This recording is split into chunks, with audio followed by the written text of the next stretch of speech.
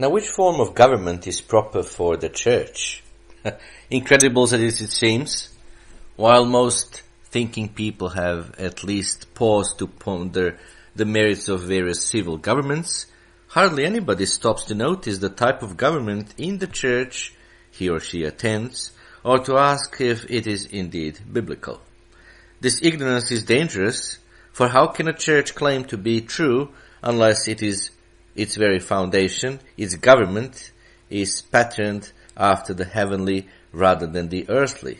You need to understand how the government of God's true church is designed and how it must operate. So, this is the basic doctrine. God's government in His church is a theocracy, with Christ at the helm and God's chosen ministers fulfilling responsibilities under Christ in the form of a pyramidal hierarchy. It is a government of faith, in which the leaders submit themselves and they submit their wills to Christ, and the members trust God to administer His church through those same leaders. Now, the usual teachings of this world, which are of course not biblical, are something like this. You see, it takes no great thought to see that the governments of the churches of established Christianity find themselves far afield of the biblical model. Many churches and many church democracies, we might call them, in which the members elect their officials to run the church and even hire and fire the ministers. Others are partial democracies, in that their prime leader is voted into office, although lesser officials may then be appointed. Some churches have independent local governments that send representatives to larger councils to decide important matters, while others have religious patriarchs who make the decisions by themselves. Still other churches seem to be governed by a sort of survival of the fittest rule, in which those who have the necessary political savvy vault themselves into top leadership positions. Well, let us again go back to the Bible teachings. Just what is the proper government for God's true church? How does it work? How are its leaders appointed? Who keeps the leaders on the right track? Well, no serious Bible student could successfully argue, based upon the scriptures or upon the laws of logic, that the Bible propounds any governmental structure except that in which God is the living head. Thus, it is a theocracy, which means a government by God. Now indeed, God the Father is supreme commander of all things, including the church. Even Christ stated in John chapter 14 verse 28, "My Father is greater than I." Even so, Bible directly states that Jesus Christ has been delegated the overall direction of the affairs of the church. You can read that in Ephesians chapter 1 verse 22, also in Ephesians chapter 5 verse 23, and in the Gospel of Matthew chapter 16 verses 16 through 18. So although the scriptures clearly pronounce Jesus Christ to be the church's head, the government of the church does not cease with Christ. You see, because Christ is the cornerstone of the government, He appoints men to official positions under Him as parts of the governmental foundation. In Ephesians chapter 2 verse 19 and 20, Paul states the church is built on the foundation of the apostles and prophets, Jesus Christ Himself being the chief cornerstone. In the New Testament, the offices of government are primarily those of the ministry, with other administrative offices being filled by qualified lay persons as necessary. Ephesians chapter 4 verse 11 states, "And He Himself gave some to be apostles, some prophets, some evangelists, and some pastors and teachers." In 1 Corinthians chapter 12 verse 28, that verse mentions other unordained offices that fill administrative functions. So it is plain from these verses that although all ministers are elders, which is a general term roughly equivalent with minister, all ministers are not of equal rank of responsibility. Verses such as 1 Timothy chapter 5 verse 17 and 1 Corinthians chapter 5 verse 1 through 5, they prove that God has given the ministry authority to govern and not merely to preach truth without being able to enforce it within the church. Hence we see that the church is governed through its officers, the ministry, according to their individual ranks and functions, under the direction of Jesus Christ, who himself is subject to God the Father. But of supreme importance are two remaining questions regarding proper government in the church. The first, who appoints the ministers in the church and how?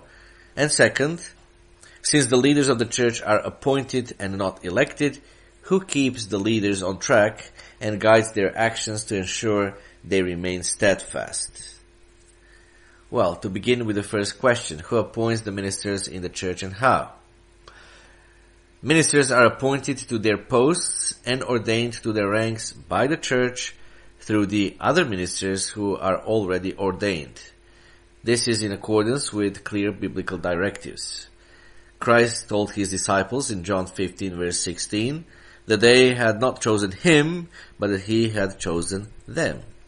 They were not voted in, nor did they volunteer. Further, the apostles were commanded by God to ordain others, as we read in Acts chapter 13 verses 1 through 3, and Paul directed that qualified men be ordained in Titus chapter 1 verse 5. So, this process of ordination is not capricious at the whim of either the individual who does the ordination or the one to be ordained. The person considered for ordination must be first the person that meets the qualifications of the position as described in 1 Timothy chapter 3 verses 1 through 7. In addition, proof must exist that he is called to the job by God. That proof must be found in the form of the fruits of his life, which exhibit themselves to the existing ministry of the church. And those fruits are described in Matthew chapter 7 and verse 15 and 16. These important decisions may be accompanied by much prayer and fasting, as we have example in Acts chapter 13 and verse 3. So, dear friends and brethren, as can be seen, the office of the ministry is not something for which one can volunteer or something one can choose for himself in the traditional sense. Because ministers are appointed by those above them in the chain of authority, one might wonder how the chief minister of the church, the pastor general, or the overseer is chosen, and by whom. So how is he chosen and by whom? Well, in the case where an existing pastor general anticipates his own death or disability, he may, after prayer and wise counsel, himself appoint a qualified successor.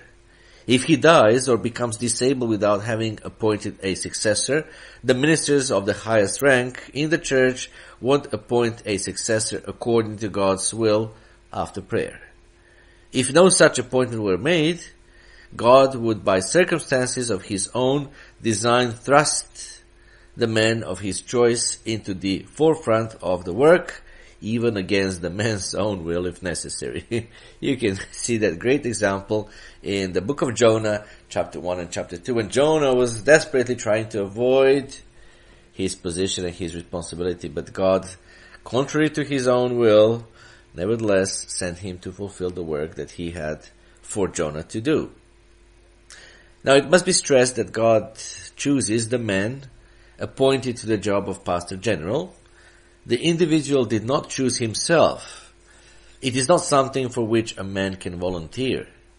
Neither is it the choice of the man, or men in plural, who may appoint him, although they might be used as human agents to discover God's will and then implement it.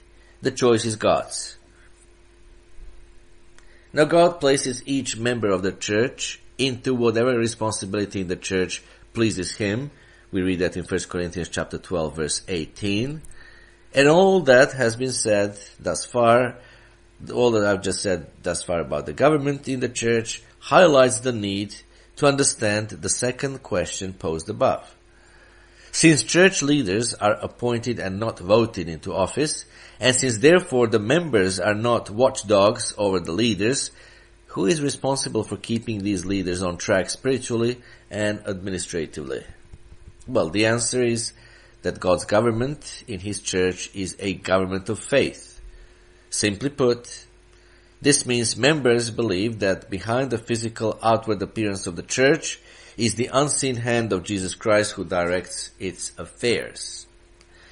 The Christians today trust Christ to direct the church, to bless it, correct it, or to correct its officers if need be, and to steer its general course. From the time of Moses and the rebellion of Korah, a leader in the congregation who was killed by God for insubordination, which is described in Numbers 16. So from the time of Moses and the rebellion of Korah, through the age of the apostles and the rejection of Judah Iscariot from his apostleship, to the present day, Christ has demonstrated his ability to run his church, place capable men in their proper positions, discipline those who need it, and reject from the church those unfit to wear the Christian mantle. The very existence of the church and the church's continuing vitality proves this beyond dispute. Now, of course, there are key verses in this doctrine of, government in the church, and here are some important scriptures that we should especially note. Ephesians chapter 1 verse 22 and Ephesians 5 verse 23, Christ is the head of the church. Ephesians chapter 2 verse 19 and 20, the foundation of church government is key men upon the cornerstone of Jesus Christ. Ephesians chapter 4 verse 11 and 1 Corinthians chapter 12 verse 28, offices of the ministry are listed in terms of rank. 1 Corinthians 5 verse 1 through 5 and 1 Timothy 5 verse 17, ministers have authority to rule. Acts chapter 13 verse 1 through 3, Titus chapter 1 verse 5, 1 Timothy chapter 3 verse 1 through 7, ministers are appointed by God's will according to their qualifications. 1 Corinthians chapter 12 verse 7 through 10 and verse 18, Christ places men into various offices as it pleases Him.